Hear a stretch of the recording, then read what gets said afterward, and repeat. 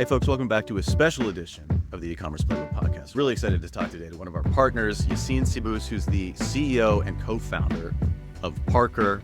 Yacine, super excited to have you on the pod to chat a little bit about Parker, specifically your story and kind of how you can help some of the people out there listening with a very specific, very difficult problem, which is the idea of how to manage cash flow and finance your business in e-commerce. So Yacine, why don't you introduce yourself a little bit to the folks out there and tell us kind of about how you got started in this business and kind of the genesis of Parker.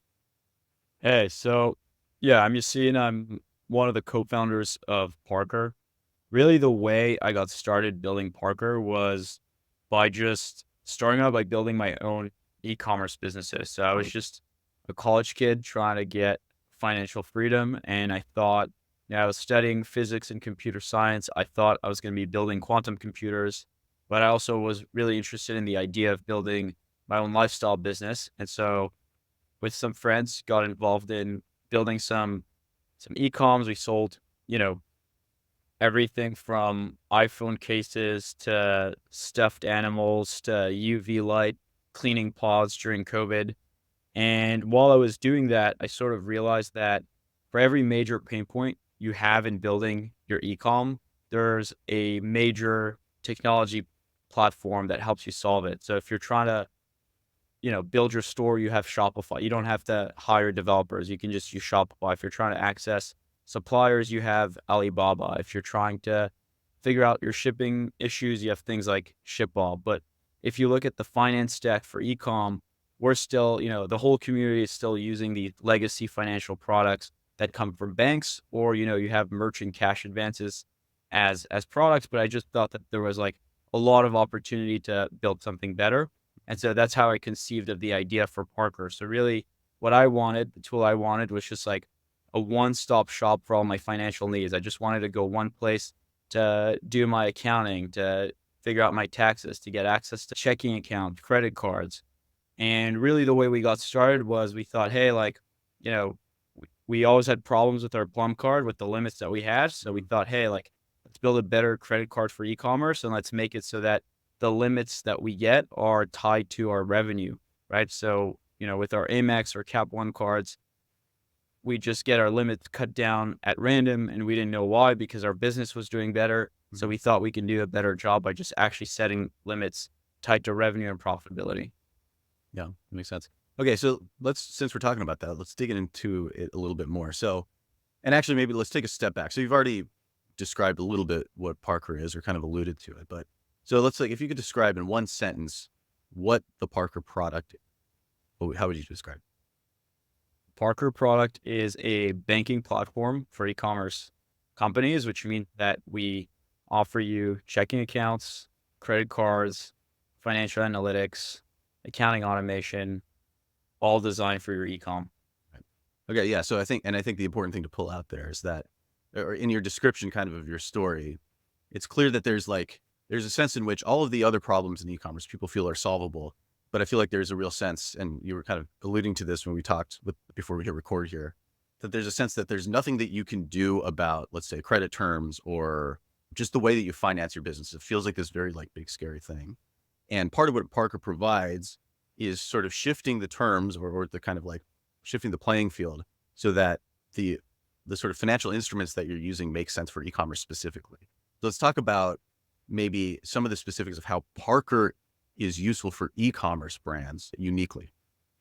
Yeah. So when people talk about, cash flow issues, I think it sounds a little like, what are you talking about? It sounds a little buzzwordy. So I think the way I like to think about it is that the fundamental financial problem you face in e-com is you pay for ad and buy inventory before you actually have a customer buy your product. So because you have to make that upfront investment before your customer buys and before you're generating revenue, you're starting off at a loss.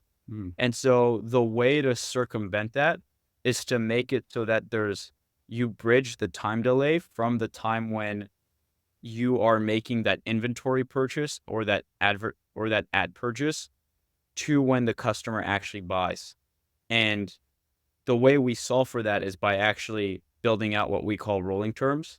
So the way it works is if you pay for a Facebook ad today, we're going to make it so that every time you buy that ad, you have 45 to 90 days to pay it back. Now, you might think like, okay, well, existing cards give you 30 days. That's actually not true. That's a myth. The reality is the average credit card only gives you an average credit duration of 15 days, which in e-com is just not enough to make your cash flow work. And the reason that is because you're getting 30 days on the expenses you make on the first of the month, but expenses that you make at the end of the month, so on the last day of the month, you actually just have 1 day to pay those off, right? And with our card, we do that for every single day. And we also do that for the invoices that you upload to Parker and decide to pay with us as well. One thing I was going to ask, because you mentioned this also before we hit record here, but I thought it was fascinating. You talked about like terms and underwriting from Parker and how that's different than the way that like a traditional bank or like American Express or whatever will do it. Talk to me a little bit about those and how Parker approaches them differently for e-commerce. Yeah, so I'd say that the traditional cards that you get from banks, a lot of small business underwriting is actually just personal underwriting. So it's heavily tied to your credit score. Then I would say you have like a second generation of corporate cards, which are, the Brex, Ramps of the world. And their underwriting model is heavily tied to how much you have in cash. And that works if you've raised a ton of venture dollars, but it doesn't necessarily work if you're an e-com business that doesn't raise money and just feeds itself off its profits. And so what we've done is we've built a credit model that gives you a limit based on your revenue and profitability and how much or how little debt you carry in the business. So we actually take like a full financial view of your business performance and give you a limit based on that. Right. So yeah, in other words, that the limit is based on maybe actual metrics or actual ways of assessing whether the business is working in the world of e-commerce over and against the way that maybe other cards work, where Exactly. it's being assessed based on metrics that maybe are sort of legacy or aren't really like relevant to an e-commerce brand. I'd say for credit, credit score is always something that's valuable, but Mhm. at the end of the day, your limit should just be based on how well you're doing as a business and not just your, personal credit history. Right. And I think that's also why we've done so well serving larger businesses because, if your business is doing 10, $20 million a year, but your limit is still just based off your like personal credit score, then it's just not, it's not gonna be where it needs to be for you to run the business.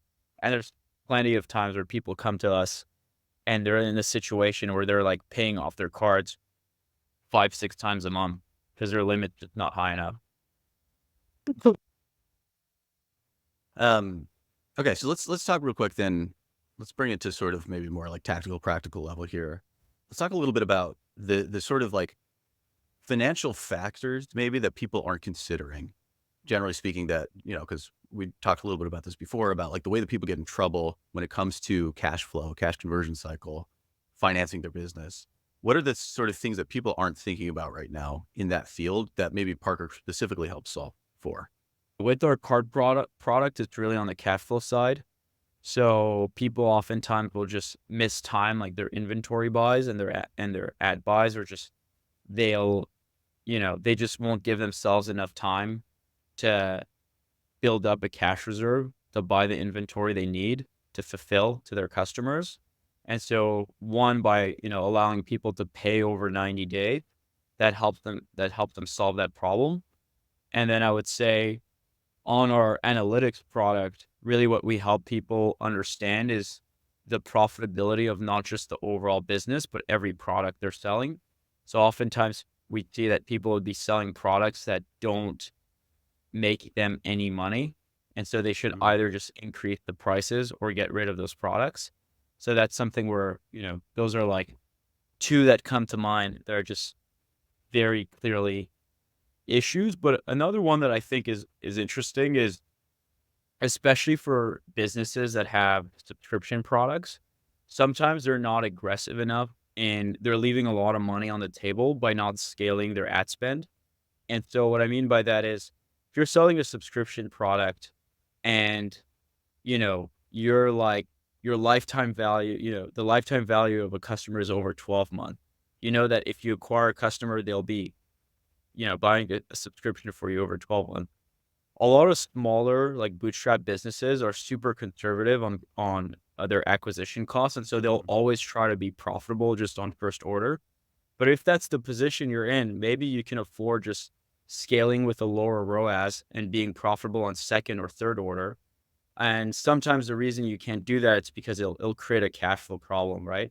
But with our card, because we can give you up to 45, 60, or even 90 days, we can make it so that you can afford just being profitable on that second or third order. You're buying the ad today and you only have to pay us back 45 or 60 days later. So that's Mhm. also something we've seen where it's like, this is a little counterintuitive where the mistake is not that you're unprofitable or anything, but it's just that you're leaving a lot of money on the table by not scaling more aggressively. Right.